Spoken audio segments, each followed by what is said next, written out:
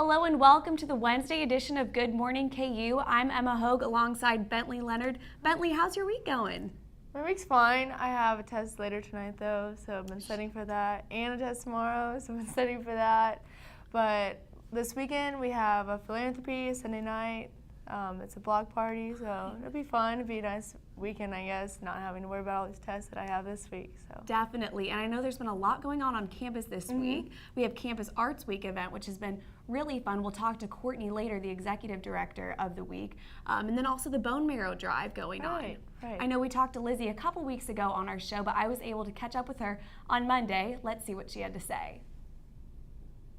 Would you like to take a second to end blood cancer? Every 3 minutes, that's how often a new case of blood cancer is diagnosed in the U.S. Cancer is such an evil force. And KU student Lizzie Wilkerson hopes to change that statistic.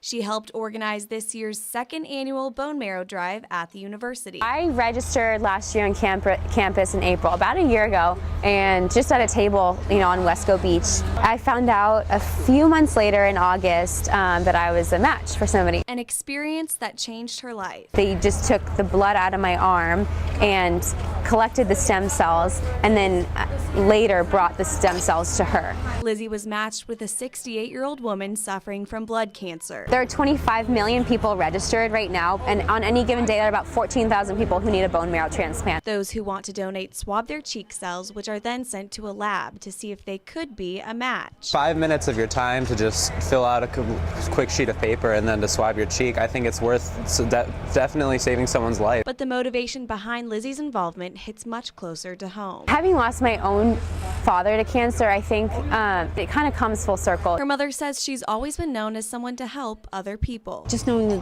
personally the pain that she's gone through thanks to cancer, she feels like if she can prevent another family from having to do that, and if it's as easy as doing something like this, yeah, she's going to do it. It might mean that someone doesn't lose a parent as young as they should. Working to decrease blood cancer, one swab at a time. I'm very proud of her, bottom line. I should go get Perry Ellis right there.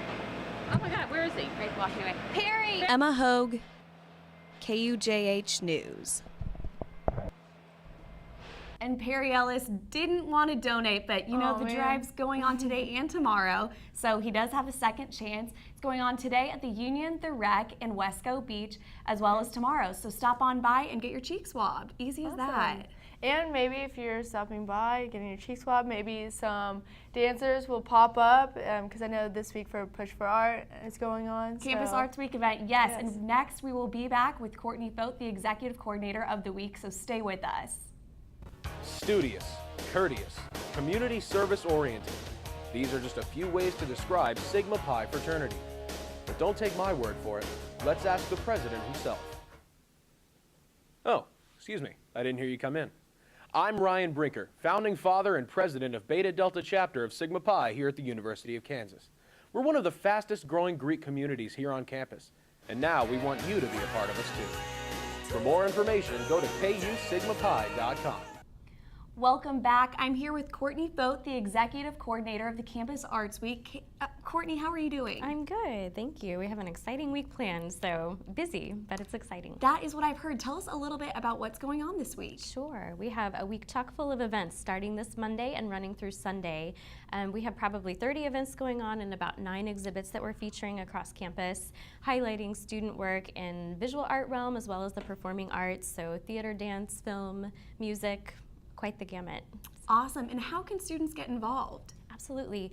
Check out our website, which is at ku.edu/arts-week. We have all of our events detailed there. There are a number that students can participate in. We have some interactive events, a photo booth, a number of other things this week. And I think also students can be aware of several different opportunities to show their work if they're a visual artist, probably for next year. There's some juried shows up down at the Spencer Museum, throughout the libraries, in School of Journalism and Stauffer Flint Gallery. There's another exhibit. So it's things that students can have on their radars for next spring, typically when those calls roll out.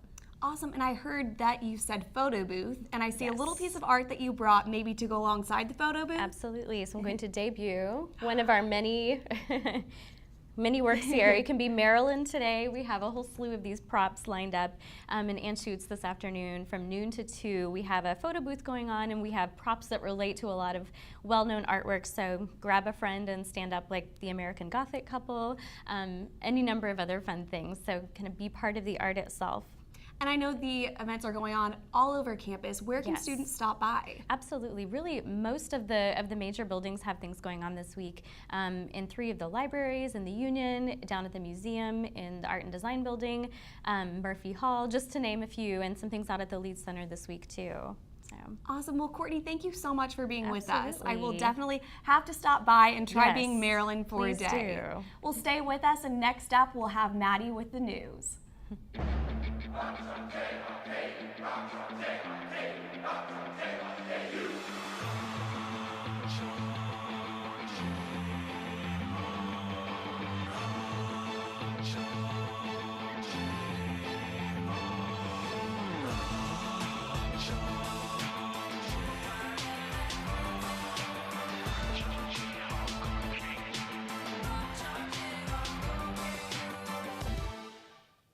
Welcome back. I'm Maddie Ireland, and this is your Wednesday Good Morning KU News Update.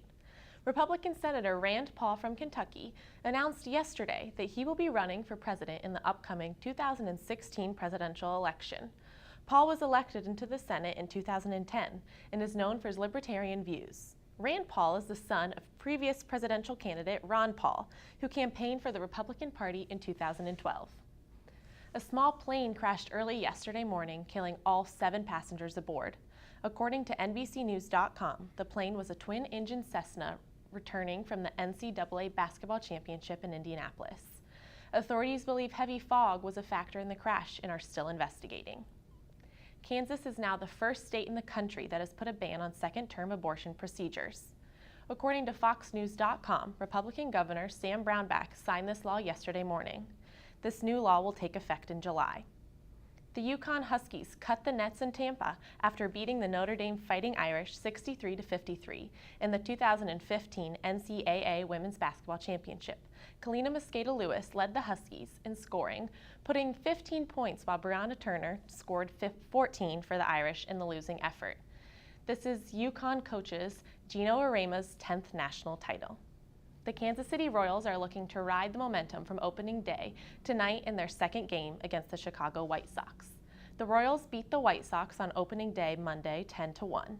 Danny Duffy is taking the mound for Kansas City, while Jose Quintana will get the start for Chicago. And that will wrap it up for today's update. After the break, we're going to try to bring you the weather with David and Bentley.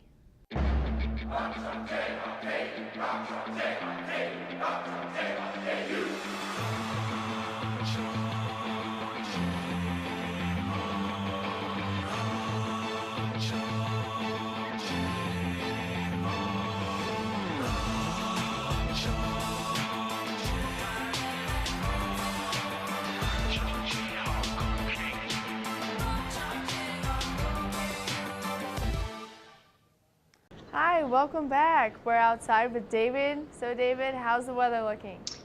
It's honestly not looking that good right now. It's about 52 degrees. It's actually pretty foggy out. And if you look up, it looks like it's gonna rain later. There's about a 30% chance starting at about 10. So today's not the best day to be outside. Yeah, well, obviously I can see in the background, but hey, beware of the fog is what I've always been told. Oh, so. yeah. So how's later in the day looking? Later in the day, it's going to also rain. Looks like around 4 o'clock, we're going to get some rain, or 30% to 50% chance around rain. So today's just not exactly going to be your day unless you like rain.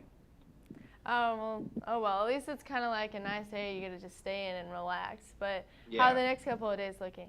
Friday and Saturday are going to look pretty nice. Looks like they're going to be pretty sunny. Not really good, probably a good chance if you want to play outside those days, you're going to be able to. Sunday's looking like it's also going to rain again. So your best chance to be outside is going to look like Friday and Saturday. Oh, that's too bad, but Yeah. I mean, what are you going to do? It's Kansas weather. I know. Well, yeah, so if you are outside right now, there's a lot of fog. So if you might need a light or maybe a candle. I don't know if, it's pretty hard to see. At least that's what I'm looking at. Well, I can see it too, but speaking of candles, there actually is a local business here in Lawrence that takes candles to the next level and doesn't just treat them as some regular business industry, but actually thinks of candles as a lifestyle. So let's take a look to see what this Lawrence business has to offer. Well, actually, I'm Waxman, so I've been working here for 45 years. I opened it up at 7 West 14th Street in 1970. I was in KU at that time, and I wrote a speech in a speech class about how I was going to start my own business. So I was going to chuck school and just start my own small business. And it's a lifestyle business. The fact that I can work really hard for 2, 3, or 4 months and then take a couple, 3 weeks if I want to do something. Or if I don't, I can just reap the benefit of all that work myself. I think of this place as a full-line candle shop, which is probably one of the only ones in the country, is a full-line candle shop. But the Lawrence brick, I'll make, I don't know, 30 or so of them, and then I'll make another 30 of them in the fall. And all it was is just a street brick that I just molded with rubber, because I make all the rubber molds. Well, people mostly come in here for nostalgia. Absolutely, because I've been here for 45 years. So we had a lot of repeat business, and without all our old customers, and I don't mean old like me, I just mean old in the sense of been customers for a long time. Without those customers, it'd be really hard. I mean, you have to have new customers all the time, but that's what people come in. They love the product, don't get me wrong, and if the product didn't function for them, they wouldn't buy it, but it's nostalgia. All right, well, thank you for tuning in on this Wednesday's Good Morning KU. Don't forget to follow us on Twitter with our handle, and don't forget to have a bright and shiny day like a candle.